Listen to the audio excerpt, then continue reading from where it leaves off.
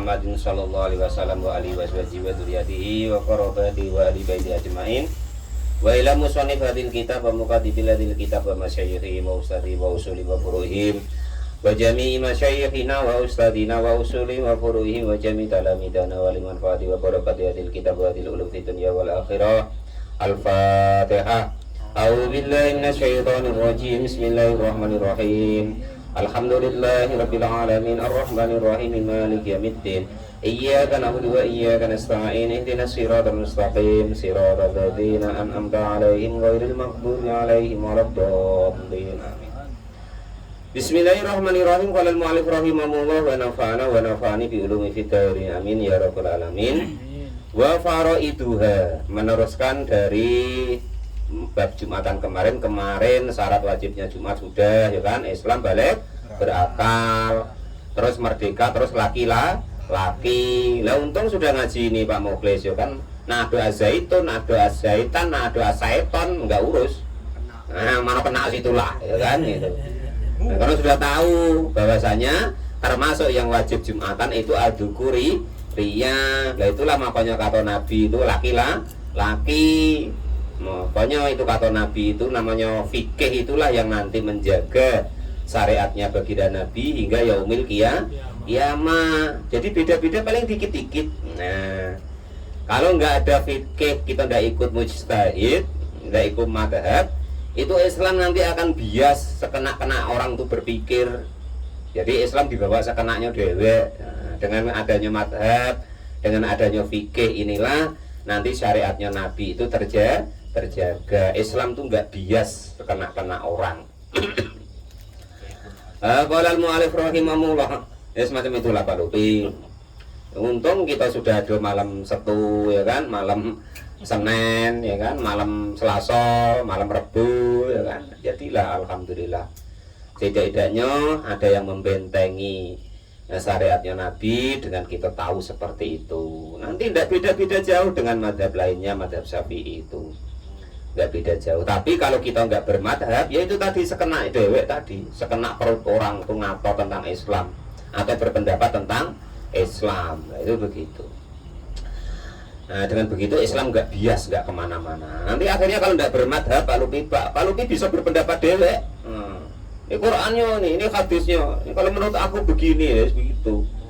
Agama kok menurutmu tuh macam mana? Agama tuh riwayat kita ya, Islam tuh sudah baik intinya. Sudah bagus, sudah sempurna, sudah lengkap, kita tinggal ngikutin baik. Nggak usah buat baru. Nah itu maksudnya. Lalu kita ngikutin yang dulu nggak telat kok. Maksudnya tuh belum semuanya kita bisa ngikutin, nah gitu loh. Kok nak buat yang baru? Nah itu seperti itu. Walal mu'alif rahimahullah wa faraiduha, dan adapun fardu-fardunya Jumatan itu wa minhum, dan itu sebagian para ulama itu ada para ulama abaro yang mengibaratkan anha dari fardunya Jumat bisuruti dengan syarat-syaratnya Jumat itu salah satu ada 3 akaduha. Adapun yang pertama wasaniha, dan kedua itu al-khutbata, ini 2 khutbah. Jadi 2 khutbah itu termasuk syarat pertama dan syarat kedua. Makanya kalau jadi khotib ya belajar tentang khotib yakumu, yang berdiri siapa, khotib, siapa al-khotibu khotib fihima, di dalam kedua khutbah. Waya jelisu, dan duduk bainahuma, di antara 2 khutbah sebagai pemisah 2 khutbah. Kalau bisa ya cari yang bisa berdiri khotibnya. Yang sudah tidak telah berdiri ya ngalah baik, khotib lainnya masih banyak ya. Nanti Pak Lupi sudah sotrok apa zaman sekarang tuh masih ngeyel pula nak khutbah lah. Aku ini jatah aku, sudah rela baik, regenerasi, ganti yang baru. Ini ngomong baca Fatihah kita mak sudah pelo ya nak wae. Akhirnya sifat ananiyah atau egoisnya menjadi kuat. Nah, jangan, itu nggak baik, sifat egois namanya. Qala, sudah berkata siapa al-mutawali, Imam al-mutawali bi qadri tumakninati, duduk di antara 2 khutbah tadi sekira lamanya orang tumakninah baina sajdata, ini di antara 2 sujud. Walau ajasa, dan jika tidak mampu siapa khotib anil qiyami dari berdiri, wa khotoba, umpama ndak nian yang lain. Mas Gendon suruh khotib ya ndak mau. Bang Irul ya, wah ndak biasa. Kang Kamto kebetulan lagi sakit pinggang, ndak bisa tegak lah umpama. Maksa lah Kang Kamto ya. Pak Muklis lagi ke Jambi suruh khotbah umpama kan. Pak Ismadi tunggu dureng dul balik umpama ya kan. Pak Janis aku udah biasa lah umpama. Bang Irul lah yang ada, ya sudah.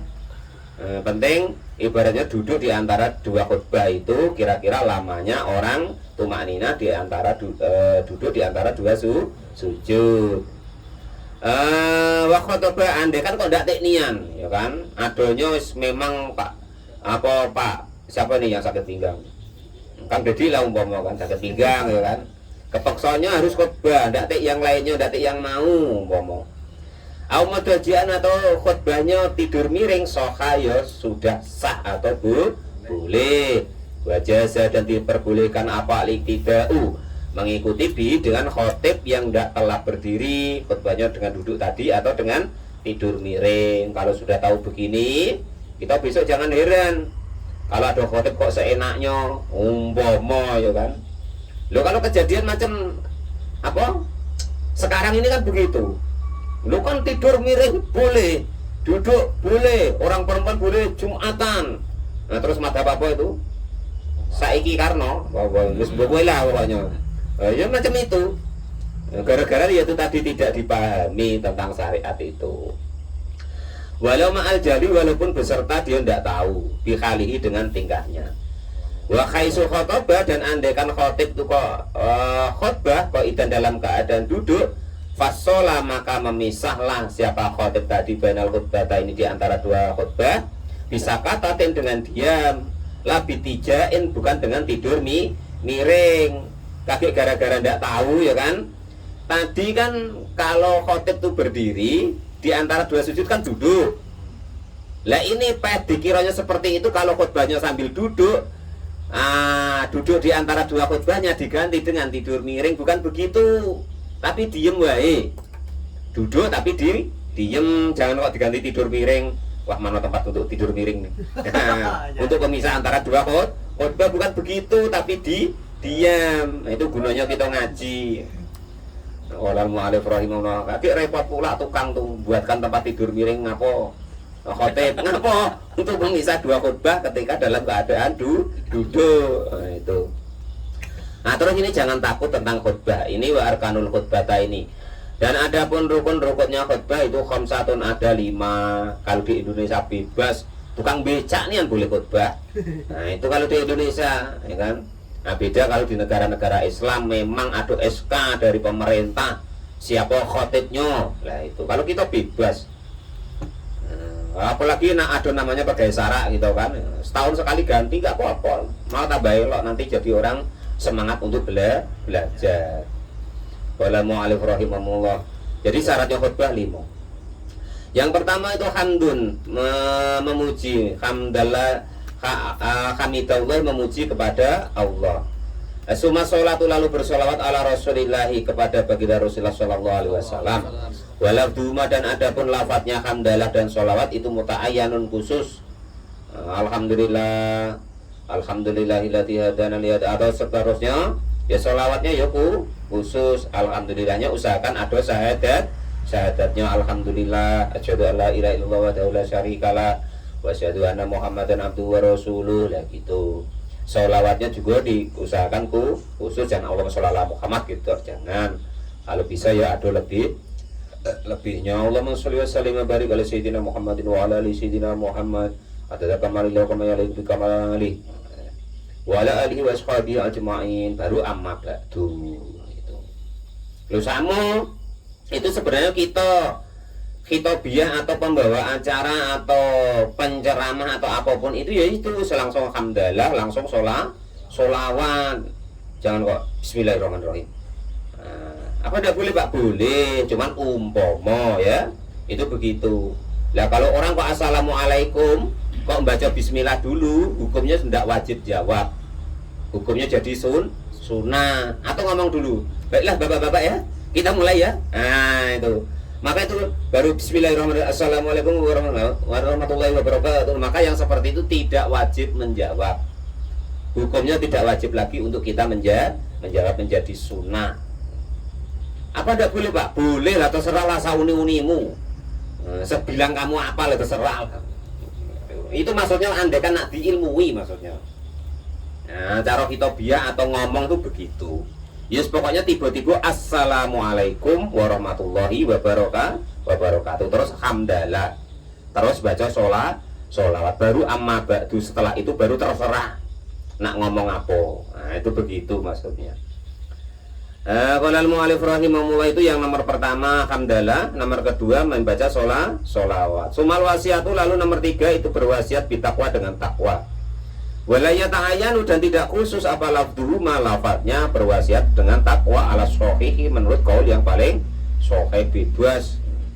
Nak macam sahabat Umar ya terserah. Ya kan, bak pedang diunus ittaqullah.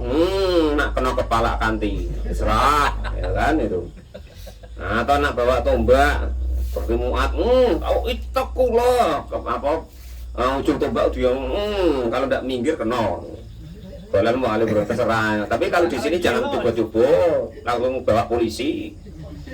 Kalau mau alih maksudnya ini nerangkan bahwa kalau wasiat takwa itu bebas kalimatnya, itu ya. Itu maksudnya begitu.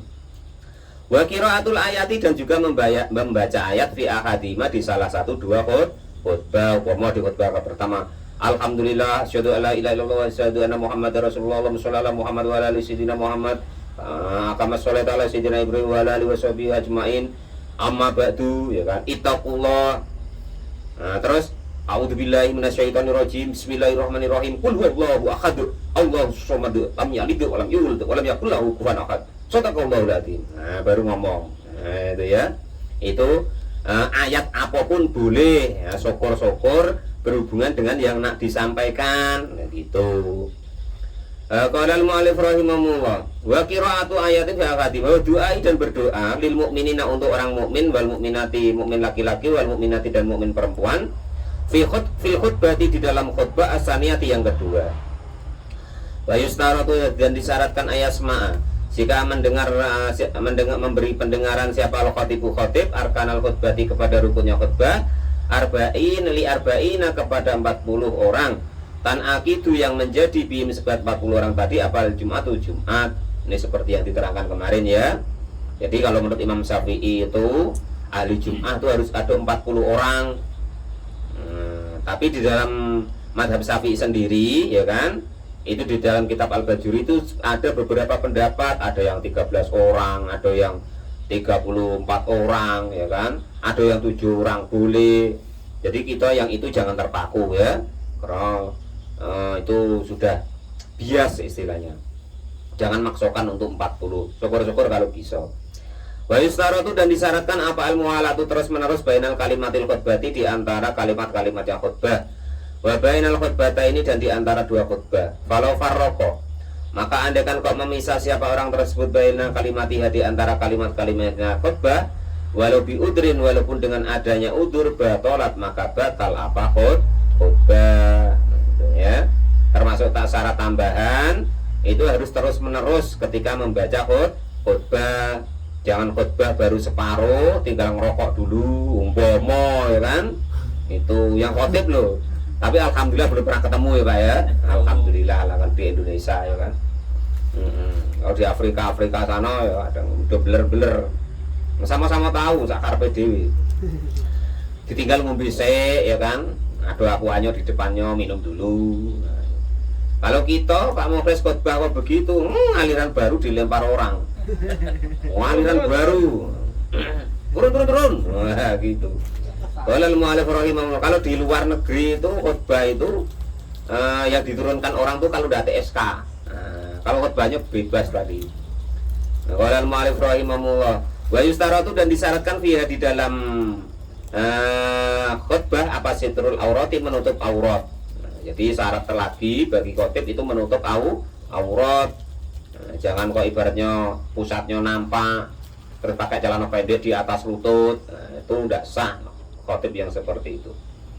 kan nggak sholat Pak. Ya ini syaratnya gitu loh. Atau haratul hadasi dan suci dari hadas, wal khubsi dan narina najis, fisaubi baik di pakaian, wa badanin dan badan, wa makanin dan tempat. Itu yang nomor 2. Jadi syarat-syarat khutbah itu, rukun khutbah itu ada 5. Membaca hamdalah, membaca sholawat, terus wasiat takwa, membaca ayat di salah satu 2 khutbah, terus mendoakan mukminin mukminat muslimin muslimat di khutbah yang kedua cuman 5 itu. Nah, terus ada syarat-syarat tambahan, yaitu terus menerus di dalam membaca khutbah. Terus khotib bukan termasuk syaratnya ya, itu menutup aurat, suci dari hadas kecil, suci dari hadas besar, suci dari najis badan, tempat dan pakaiannya. Terus kalau dalam kitab bajuri itu ada tambahan, usahakan namanya rukun khutbah itu pakai bahasa Arab. Nah itu ya. Kalau selain itu serahlah. Walaupun nanti kalau kanti-kanti sebelah itu ada yang pakai bahasa Arab, semua datik bahasa Indonesianya, terserah situlah. Nah, cuman para ulama kita membolehkan pakai bahasa ajam atau bahasa kita lah, bahasa lokal. Andaikan untuk masalah nasihatnya, yang penting syarat rukun-rukunnya khutbah itu pakai bahasa Arab. Nah itu begitu. Nah, sudah bisa membedakan Pak Lupi ya. Kalau ada kanti sebelah itu pakai bahasa Arab semua sampai akhirnya terserah. Wong saya maca ya mudeng bora ya kan. Apa meneh sing ngrungokke.